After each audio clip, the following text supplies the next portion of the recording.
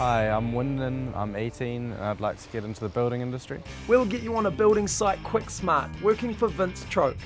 He's been installing and finishing plasterboard since he was 17 and employs about 30 people on building sites all over Auckland for his company, Troke Wallboard Services. Hi, yes, it must be Wending. Yes. I'm Vince Troke. How you going? Not too bad. I want to hear you want to learn about the interior systems side of things. Yes, I'm real keen for it. Excellent, cool. Well, more than happy to show you around, but before we go on, I must issue you this with the safety equipment. The interior systems really involves taking a house or commercial building from a framing stage right the way through to probably the painting stage. There's quite a variety of trades. You do the fixing of the plasterboard, you do the finishing of the plasterboard. So as I say, it's quite a huge variety within that one particular interior systems name. Right, this is where we'll be starting, putting up a bit of plasterboard. First of all, you won't need these because we're inside, so hopefully nothing will fall on your head in here. But I tell you what you will need. You will need this. This is the tool belt with all the basic tools to put up plasterboard, so put that on. What we'll be doing first, we'll just be lining this wall, and as an apprentice, this is basically what you'll be starting off with first of all. So okay. Let's get onto it. Fixing wallboard involves careful measuring and attention to detail, without sacrificing speed. So what type of person makes a good fixer? You can teach them a trade, but I'd say 50% of it or 60% of it is having their inability, their willingness to be able to want to learn what you're trying to teach them. So now we've got the two plugs to cut out. We've got a keyhole saw. Yep. So you cut down like that. Do you want to have a go? Yeah, I'll give it a Okay, go. just saw down there. Just don't force it because it's got a nice sharp blade on it. Just keep going. That's it. And then stop. Turn it around. And there you go. Well done. So now we've got to glue the wall up. Almost looks like blue tack. Well, I think it's a wee bit stronger than blue tack. You wouldn't want your kids playing with this. Bring it across. Yes. And put it against the wall. Make sure our plugs are in the right position. Yes. My one looks really good. Yours is a bit rough. Oh, yeah. Well, you're the professionals. I've never been called a professional before, but thank you for that. Great. Okay, what we have here is called a collated screw gun. The days of nailing plasterboard are long gone, and now it's Wending's turn to have a go. The way we install the plasterboard is completely different from when I first started, which we only had hammer and nails, no glue, no screw guns, and now we're required to sort of screw it and glue it. You've got to be very critical on how you fix plasterboard now, and hence the reason why it's a trade. The last sheet to go up, and it has to fit in a tight gap, so it's important that Wending gets it right. Yeah. And there we go. Done. The good thing about this is you actually see the result of what you've done as well, and this is the part and the satisfaction and the rewarding from doing this type of job is that you've just created this wall. This is my masterpiece. Your masterpiece. Next up, apprentice Peter is going to introduce Wending to plasterboard stopping. If you start from the beginning, you always start with obviously mixing up some mud. So you obviously make only enough. So make it, then you splash on the wall. Generally, yeah. Wending seems pretty confident, so after a short demonstration, he's let loose on the trowel. Oh, it's all right. Wending's first time at plastering is a bit like icing a cake, but luckily, Peter is there to make it right. That's pretty close. I mean, it almost looks like that. Might actually give it a bit of a clean up for you. Metal angles are used to give exposed corners a hard, straight edge, so they will stand up to wear and tear. What do you find interesting about the job?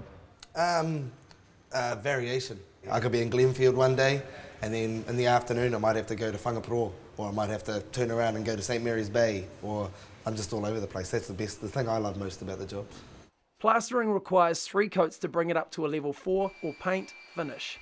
It is sanded under lights to check for imperfections, and that all requires training. The BCITU don't provide the training, that's where we come in, but they provide the support and the backup and give us a bit of direction as to which way we're going to take the young fella. Vince and Pete meet regularly with BCITO training advisor Dominic to make sure the training is on target. I was in the game for 23 years before I got my national qualification because it wasn't recognised when I was doing it, and it was very, very proud for me to have get 4 certificates in different trades and walk out of here thinking I've finally been recognised for what I did. It's time for a bit of fun. Sometimes our ladders aren't always the best thing for us, so we have these. They're stilts, probably seen them probably a little bit more flashy than the ones the circus people use. Yeah.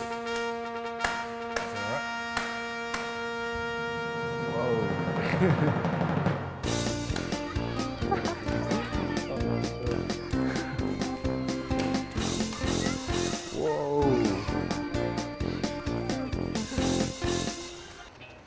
off to a residential site to check out Fibrous Plaster. Hey, Wending, Sean Kane, how are you? Fibrous Plaster, essentially it's plaster that's poured into a mould or onto a flat surface, and essentially you're taking an impression of whatever that is. So if you're pouring it onto a piece of glass, you're getting an impression of a piece of glass. Curving walls and cornices are made at the Plaster Craft 2000 factory in Auckland to the architect's specifications. It can mean a really varied job, providing a great finish for the client. Back at Vince's site, the walls are fixed, finished and painted. So now it's time to install the ceiling. Suspended ceilings hide the wiring and air ducts while still allowing them to be accessible for servicing, and it all requires pinpoint accuracy. And this tile is it's a rebate tile. I'm just going to show you how to put the tile in. Just put it up like that, slide it first in like that, and put it up in the ceiling. When it's up there, you just lower the front section a little bit. So it just sits in Yeah, there. just push it to the front, and then just drop it off, and then it just sits there. The clients want skilled people on their sites. Beauty. Easy. Easy. They don't want people that don't care about the industry, don't have passion for the industry. Especially residential home is one of the single biggest investments, and they want to know that the people that are on site treat their house the way that they would like to see it themselves. So that is very, very big. Well, Wending, it's been really nice meeting you, and have you enjoyed sort of what you've done? Yeah, I've had a great time. Cheers for letting me come in and just experience what you do on an everyday basis. Michael, well, I think you did very well actually, and I think you've got a big future in interior systems, and I hope to see you registered with the BCITO next year.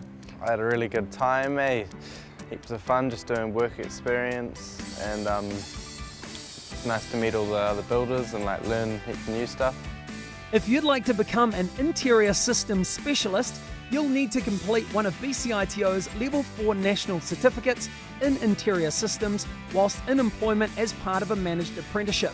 You will work under an experienced interior systems specialist who'll provide you with on-the-job coaching and support throughout your apprenticeship. You will also have the guidance of a BCITO training advisor. There are no strict entry requirements to starting an interior systems apprenticeship. It will help if you have good maths and English skills, as you will need to work out measurements, quantities and angles, and be able to understand instructions well. Interior systems, not just a job, it's a professional career. It will take you around 1 to 3 years to finish your apprenticeship and get fully qualified. It costs from $1,060 to start, then $705 for each year of training after that. To start your career in interior systems, contact the BCITO on 0800 442 486 or visit bcito.org.nz for more information.